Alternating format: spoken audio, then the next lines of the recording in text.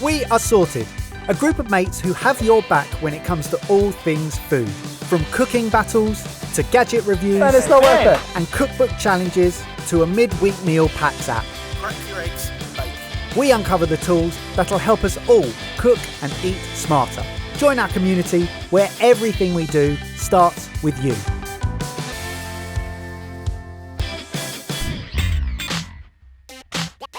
Today we are reviewing and comparing some chef-recommended kitchen tools. Now, James, you are a chef. So what are the things that you look out for when picking the perfect kitchen tool? We're looking for stuff like durability and precision and ease of use and that kind of thing. We're going to ask Jamie to test each one of these tools. We've got an affordable one and a more expensive one, and we want to see from Jamie which one is worth the money.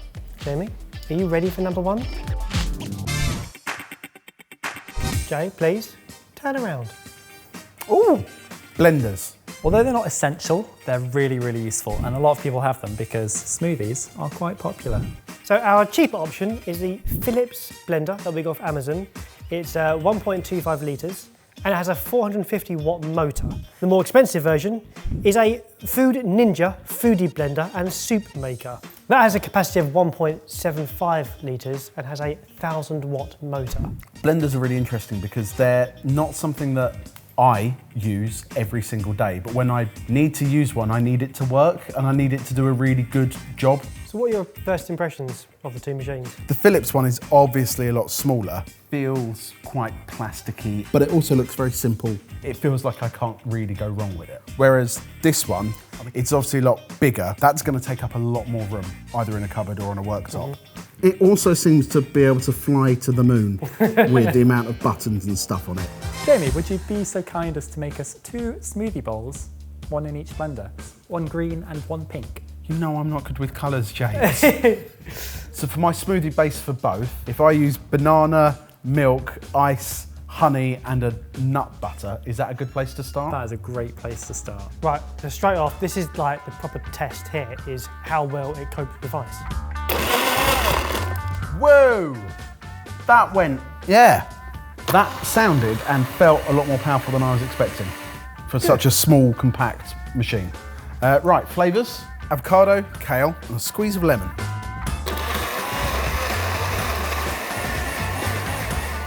It sounds like it's got a feeling like a pulsing. Very pulsy, isn't Yeah. it? Very pulsy. Right, Sounds like it's made for smoothies. look at that. It is thick. Oh yeah, smoothie Yeah. bowl thick. You're gonna decorate it? I've got some little sprinkles for you if you want. Come on, care a little bit more than this. Let me see, I can't see it. No, you don't want to. You don't want to. Sure. Shall we move on? This is glass. This is very weighty. It's probably worth saying that although we're comparing these two, this one does a lot more. So this is heat proof, so you can make soups and stuff in it. I have to press the power button. It says, hello. Well, there's a smoothie button. It does make sense to do smoothie, right? Yeah. I mean, that was vicious, wasn't it? For this one, I'll do frozen berries and a squeeze of lemon. It still shocked me. Like, it's still... So I think the first one is made for smoothies, so it's got this kind of pulsing action, I guess. The second one kind of goes high to low to high to low. Probably works for a lot of things. 2 Instagram famous smoothie bowls. So flavour-wise, they're Sorted recipes, they're going to be delicious. But I guess here you're looking at how smooth they are. This has made a great smoothie bowl. It's thick, it's smooth, it's very tasty. I'd have to say that this second one is much smoother. It's more yogurty. Wow, interesting. Because that had to work a lot harder to get it smooth with those berries. What do you think, Jay? What are your impressions? This one feels far more like a statement, but it does do a lot more things. Like the cooking element is unreal to me. Like that's fantastic. That feels like I'd love to explore actually the capabilities of that. Whereas this one feels more limited. That feels more a traditional blender. This is a blender for 2020. Right, let's talk moolah. What are you reckoning for the cheap one? £40. £20, 82 pence. And for the expensive one? Part of me wants to say £100. Another part of me wants to double that. I'll tell you what, how about you find yourself in the middle, because it's £149.99 pence. That's seven times more expensive. I think for £20, the Philips one is a really good price. After our test, probably not. I'd like to do more research into how extensive the capabilities are. I think I'd buy that and hope it lasts 10 years or so. As a straight blender, I'm quite happy spending £20. Okay, Jay, you ready for this one?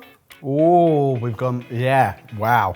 Whisks are important because you're using it in that moment to do a job. And if it's not helping you do that job quicker than a fork, then it's pointless. I don't think anyone can argue that a whisk is not an essential thing in a kitchen. So in front of you have two balloon whisks. They're called balloon whisks because, well, they're shaped like balloons and they fill whatever you're whipping full of air.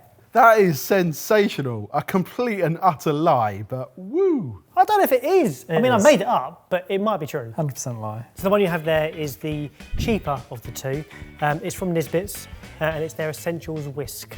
And the more expensive one is a Schneider stainless steel whisk with a heat-resistant handle. I'm in two minds because this one is nice and light. This isn't going to weigh down my wrist arms. and my arm whilst I'm whisking. You're going to be whipping up some egg whites. We're going to start with the cheap one, so please grab a bowl and you'll be up against the clock. I think maybe, should we do 3? 3 egg whites. Three for egg each. whites. 3 seems.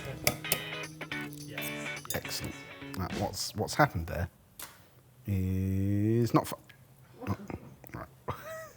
So your challenge is to whip these into stiff peaks and then lift it over your head. We'll be timing you from start to finish. Okay, your timer starts now. See here, seconds, would you say like how much of it is in the bicep, how much of it is in the wrist? Oh, I think it's a whole arm workout, yeah. So is it almost like a wave action the whole way across? Or that, okay. Yeah, I'm like that, and then sometimes I'm like that, and then I go back, and then I'm like that. Sometimes I'll swap hands if I get really... Swapping hands is important. It's worth saying that this is not a unfair test in any way, because he's going to be knackered after this. Do it, do it, do it! What do you mean no? Come here, come Turn here! it over. Right, okay. Right. You need to stand up straight and go like that. 1, 2, 3, passed. Well done. You did not back yourself at all. In terms of a whisking experience, it was firm, it did the job, it didn't feel like I was wasting any effort. Round 2. Are you ready? Yes. Go! Oh my gosh, this is so much firmer. Oh, Come on, push through the pain, come on, through the pain. Oh, almost.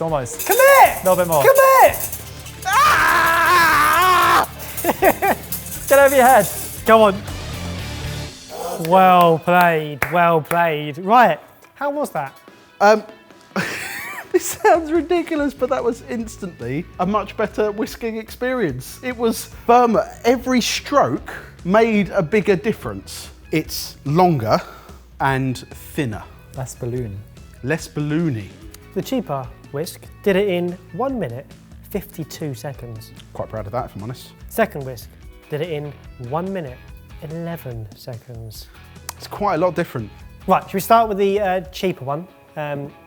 Where you're thinking price-wise? £8 based on nothing. £1.99. £1. £1.99. Right. Okay. So there's your. There's a benchmark. Yep. Now let's work our way up. How expensive? Your new favourite whisk. £8.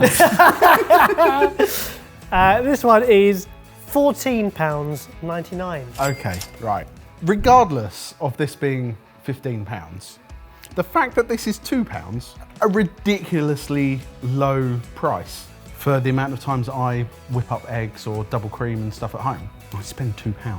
My opinion has probably now changed, and I guess you're looking for a slightly heavier one. That is not necessarily a worse thing, it's probably a better thing, with thicker metal and quite stiff, not too much flexibility, right? Yes, the firmality of the spindles is one of the most important things.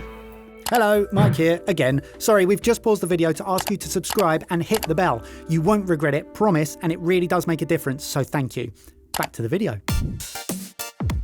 Number 3, Jay, turn around. Ooh! Hobs. Induction hobs. I've never thought about buying an induction hob. Have you not? Have you? Yeah, God, I sound like Ben. Camping. Camping? I know. That's not camping. Sorry. Camping? That's not camping. I know, glamping, like you plug it in, like on the road. Plug it in? Camping? Cooking on the road, I could use one of those. What road? So induction hobs, some people might not have a full kitchen and might want to add to their kitchen. Some people might have electric hobs, but want something that gets really hot really fast. So induction creates heat with a pan through magnets. So it's never hot unless there's a pan on it, and it heats up really, really quickly. And you need special pans for it. But most pans, I think, now are induction. This one feels very sleek and modern. It's obviously more compact. It also has a hook. That's kind of nice. That one is from IKEA. Is it really? Yeah, this is the Till Ridder. It's their portable induction hob. So the more expensive one is the Buffalo Touch Control single induction hob. With its strong stainless steel base and large capacity ceramic glass top, the Buffalo single zone induction hob is a perfect choice for the professional kitchen. 10 temperature settings. Should we test their power?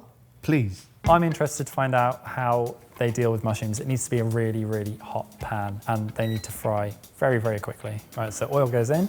See, that is getting hot already. That is getting hot already. That's been already. on for what, like 10 seconds, Yeah. if that? So, mushrooms. So one of the drawbacks I've heard about induction is the fact that when you take it off the hob, it stops heating. Whereas with a flame, you can control that more by lifting it up and around, and you can't really use a wok on This is these true. things. This is definitely true. It's very hot, eh? Very hot. It definitely felt to me like the Buffalo got hotter. It looked like it got hotter. But it's not like this was far behind it at all. I think the real test here would probably be durability and the long lastingness of them. Right, do you have a guess at price? I have no idea where to pitch this. We'll help you out. The IKEA one is £39. They've become really affordable, haven't they? That's really That's affordable. really good. Yeah. Bearing in mind all the added benefits and additional features of the Buffalo, how much do you reckon that is? I'm going to say that probably adds £100. Oh, okay. I'm going to say 140.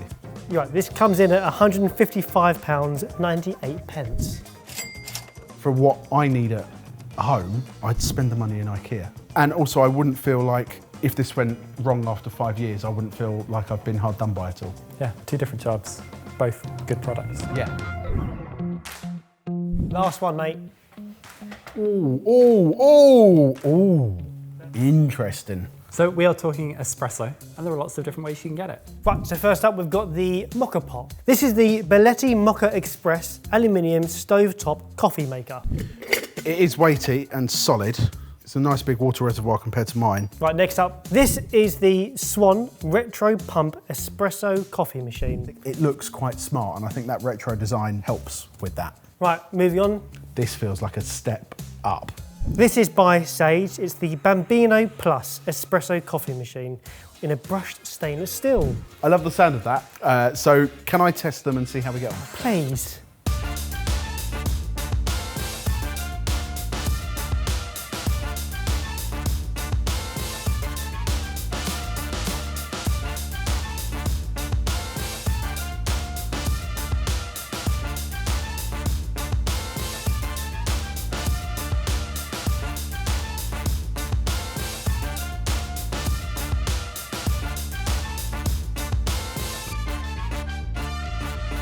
So how'd you find that?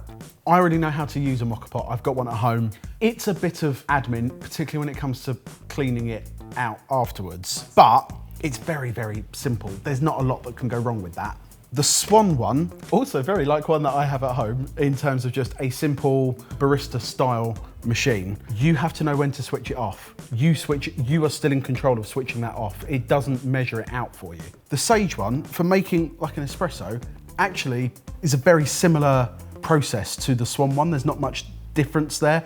I think you'll be able to tell a bigger difference if we were using the milk wand and we wanted the milk to be heated up to a certain temperature. This machine does it for you. And I think that could be a really big win. Do you want to start tasting some coffee? It's nice coffee. It's very nice coffee. It's very strong, nice coffee. Number two, when it came out of the machine, it was very, very frothy. It was really frothy. Like there is, Frothy? yeah, like there's a crema, which is the kind of the pale foam that you get on top, but it's usually a very thin layer. When this came out of the Swan machine, it was like pouring a Guinness. I was just going to say it's like a Guinness. And has left a type of crema on top, but not what I would expect. Very different from the mocha. Same beans. It's thinner, so it's got more water going through that. I was in control of how much water was poured into it, so that's probably down to me. But flavour-wise, I'm getting far more coffee flavour from the mocha. Ooh. The sage coffee tastes much better than the Swan coffee. How? Interesting. I don't know how. Must be the pressure that it's pushing through the grind. The sage coffee tastes far more like the mocha pot. So that's a plus for the mocha pot? Yes, yeah, in that respect, yeah. They're all very drinkable, they're all very, very nice. I wouldn't be disappointed with any of them. So let's talk money. Now, bearing in mind that the two espresso makers, they're not the highest end, they're not barista standard. Like, people can spend thousands of pounds on these machines. These are definitely at our sort of level. And the mocha pot is kind of just to prove how simple it can be just to make a good pot of coffee. Mocha pot, £20. £23.32. Really, really simple way of making coffee. Well worth the money. It's my favourite way of making coffee at home. The Swan, £80. £90.49. If you want to learn about how to make coffee at home, that is probably a really good way to do that without breaking the bank. I'd question it. I feel like if I was going that far, I would probably spend a little bit more. Right, how much more though? So, Sage, have a guess. £172. £329. Okay, cool. It's the closest you'll get to being a barista at home for a reasonable price. When it comes to the Sage, if I'm looking at spending that much money, I would probably look to take my craft of making coffee somewhere new without the computer-aided temperature of the milk and stuff. I totally agree. So over to you guys. What kitchen tools and equipment do you want us chefs to recommend these normals to test next? Comment down below. Have you ever got to the end of a long day with no ideas, ingredients, or energy to cook? Takeaway? It'll be the fourth this week. Well, that's why we built our revolutionary Meal Packs app.